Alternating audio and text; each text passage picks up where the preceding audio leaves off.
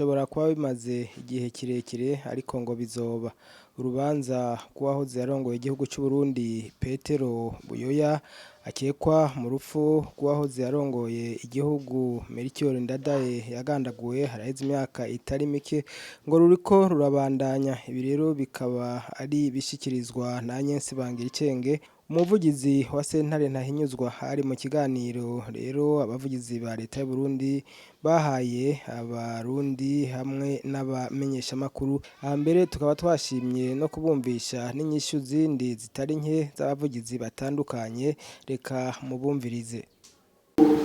Pierre BUYOYA yagirizwa kugandagura Pierre NDADAYE ataracibwa urubanza. Urubanza akurikiranwamo ni urw'igandagurwa rya Perezida Pierre NDADAYE nabo bari bafatanyije kurongora igihugu. Urubanza rwabo nivyo rwaruguruwe kandi ruriko ruraburanishwa n'ejo haheze, rwariko ruraburanishwa. Ndamuremesheje rero kuko iyo urubanza rucitse ruca rucika uwo munsi nyene, nimba akeneye kumenya uzocika n'iyihangane. Ejo rwaraburanishijwe mugabo baduhaye isango yo mu nzu ruzosubira kumvirizwa.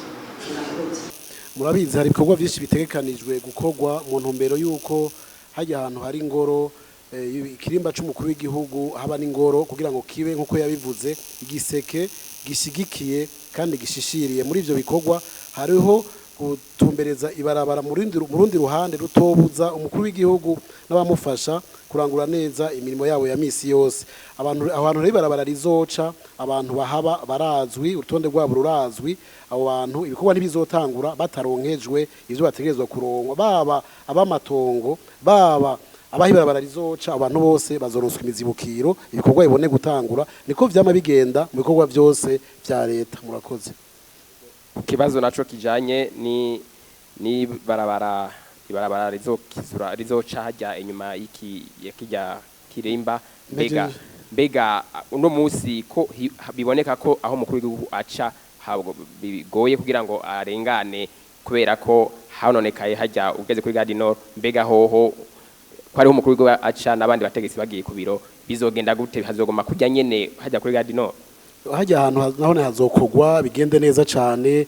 Ruba rujya ruzi gwataye inzira, ivyigwa biriko birakogwa, abahinga barabikora kibina ciza. Sibo bonyene bazohaca, namwe muzoba muje gukora ibindi bikorwa hajya muzohaca na hatwese. Nahone hazogwa ni mutekane, muzoca ameze neza gusumba uko hameze no munsi. Murakoze. Vugira ubushikiranganje bw'uburimyi ubworozi n'ibidukikije, umumenyesha makuru Emery yavuze ngo umushikiranganje yafashe ingingo yo kubuza, ariko nashaka hosore gatonya. Umushikiranganje ashira mu ngiro itegeko ry'umukuru w'igihugu inimero 100/99 ryo kuwa 8 Nyandagaro 2018. Itegeko ribuza ukwinjiza, ugukora, ugukoresha ndetse no kudandaza amasashe n'ibindi bitekezo bikoze mu bumwanya. Rero kuva iryo tegeko rishizweho harabayeho amanama menshi yo guhimiriza ibijanye n'inkurikizi zo gukoresha ubumwanya mu bijanye n'ibidukikije. Amanama yakoresheje kubadandaza canke abasanzwe bakora ayo masashe. Amanama yahavuye ashika ku kintu gikomeye kuko ubu mu gihugu cyacu dufite amahinguriro atari make yitabiriye ako kamo mu gushira imitahe yabo muri ivyo bisata. Aha twovuga nka Pakobo, Bumake, Ecom n'ayandi. Murabona ko hariho n'amafarumasi ubu atagitekera imiti mu masashe. Turafise n'ivyo twita ubusumiro, alimentation batagitekera mu masashe. Vyumvikana neza ko hari abamaze kumva uwo mugambi wo kudakoresha ayo masashe canke ibindi bitekezo bikoze mu mwanya ko bise ingaruka mbi ku bidukikije. Rero kubamaze kwitabira ko kamo turabashimira kandi tukabatera intege. Ariko kubijanye n'amezi 18 yari yahawe abadandaza kugira ngo ayo masashe nubwo umwanya bizobe vyavuye mu bubiko, biraboneka neza yuko ku isoko by'ukuri amasashe nubwo umwanya biracahari.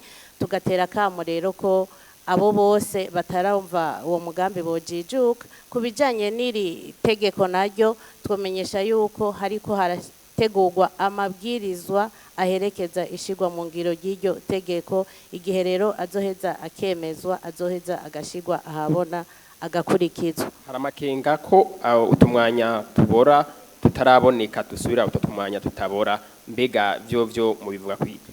Ayo makenga nayo nyene twavuze ko hariho abamaze kuvyumva, bamaze kwitabira umugambi wo gukora ibitekezo bibora.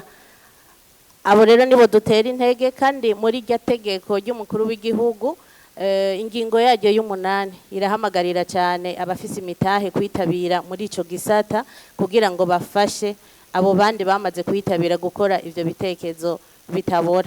Niho rero duca dushimangira abafise imitahe kwitabirira ico gikorwa, kandi mu mabwirizwa ashiraho aherekeza ishigwa mu ngiro y'iryo tegeko baravuga neza yuko leta izoheza ikorohereza abo bantu bazozana imitahe muri ico gisata cyo gukora ubumwanya cyangwa ibitekezo bibora. Tukiri mu bushikiranganje muvugira habajwe ikibazo kijanye n'amasogestar, abakozi bahora muri sogestar uno munsi bafise ikibazo, mbega vyabo bizogenda gute?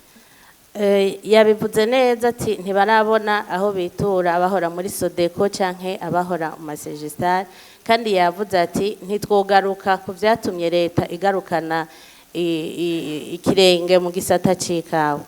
Aha abakozi bahora muri sogestar canke bahora muri Sodeko bobo barabizi yuko batari abakozi ba leta, bari abakozi ba societe yari ifise umutahe, mugabo na leta yari ifisemwo umutahe, ariko leta yarasizemwo umutahe mugabo nticabujije yuko iziratanga amafaranga muri ayo masosiyete kugira ngo abandanye akora.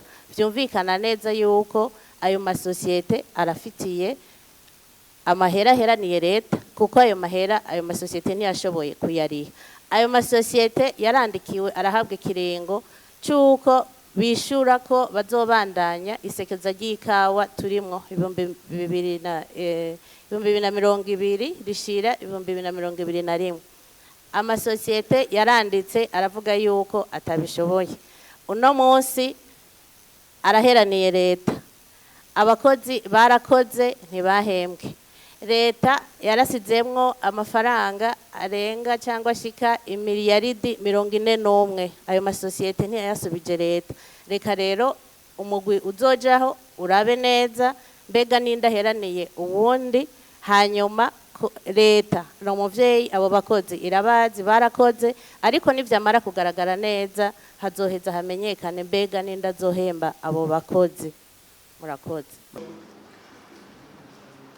Mu bushikiranganje bw'ikigega ca leta ico kibazo turakizi, kandi nkuko twame tubivuga iyi politike yajeho kugira igabanye ubusumbasumbane, na cane ifate ku mukozi wa leta wese atamwana n'ikinono.